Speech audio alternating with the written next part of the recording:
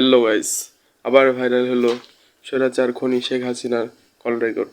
চলুন শুনে আসি পুরো কল রেকর্ডটি।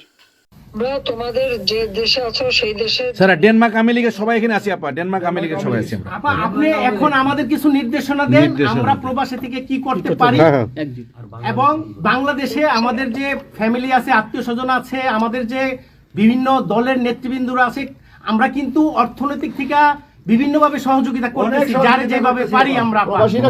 বাকিটা আপা আপনি নির্দেশনা দেন, আপনার নির্দেশনার মতো আমরা কাজ করব বাংলাদেশে এবং প্রবাসে।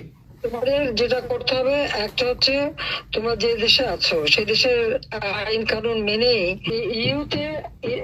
ইউরোপিয়ান ইউনিয়নে যেখানে তোমার ওখানকার পার্লামেন্টে যেখানে আছো সব জায়গায় এই জনমতটা তৈরি করতে হবে। সন্ত্রাসের রাষ্ট্রে পরিণত করছে বা মানুষ খুন করছে, আজকে খুন করছে। আজকে তুমি জানো আমাদের মোহাম্মদ হোসেন মায়ের বাড়িতে আগুন, এইগুলি সে করে বেড়াচ্ছে এবং সমস্ত এই ইচ্ছা মতো। কাজে তোমরা এই বিষয়গুলি তোলো, আর আত্মীয় স্বজন বন্ধু বান্ধব পরিচিত যারা আছে খুবই কষ্ট আছে, তাদেরকে সাহায্য করো।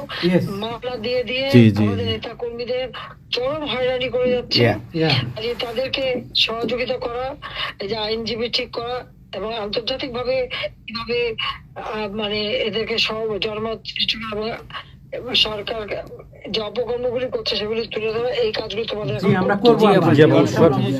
আপা একটা জিনিস একটু সন্দেহ লাগতেছে আপা, তাদের সাথে তোমরা থাকবা, কাজ করবা, আর দেশের ভিতরেও মানুষকে যে এই সরকারকে না তাড়ালে দেশের মানুষের মুক্তি দেয়, যে এরা জঙ্গিদের সাথে হাত মিলিয়ে এই নিউজ যাকে সবচেয়ে বেশি সুবিধা আমি দিচ্ছি।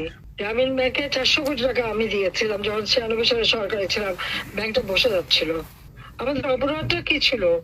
কারণ ইউনুসের কথায় তারা এই হত্যাকাণ্ড চালিয়েছে এবং সেটা তারা বলছে।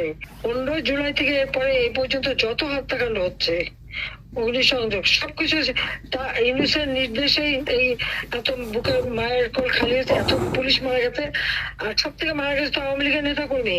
শুধুমাত্র ক্ষমতার লোভে এই লোকটা এইভাবে তার ম্যাটিকুলাসলি ডিজাইন করা অর্থাৎ সুপরিকল্পিত একটা প্ল্যান করে এই হত্যাকাণ্ড ঘটিয়ে সে সংবিধান লঙ্ঘন করে অবৈধভাবে ক্ষমতায় বসে আছে। এখন উনি নাকি আমাদের বিচার করবেন। সে নিজেই খুনি, ইউনুস নিজে খুনি, তার সমন্বয়করা খুনি। শেয়ার মার্কেটের টাকা উধাও, ব্যাংকে টাকা নাই, ব্যাংকের টাকা উধাও, গেল কোথায়? ইউনুস তার কোনো সাংবিধানিক ভিত্তি নাই, সে অসাংবিধানিক ভাবে অবৈধভাবে ক্ষমতা দখল করছে। ইনশাল্লাহ তার বিচার ওই সংবিধান মোতাবেকই হবে এবং তার ওই চালা চামুন্ডা যে করার সাথে আছে আর উপদেষ্টা এবং সমন্বয়কারী সবকটার বিচার বাংলা মাটিতে হবে।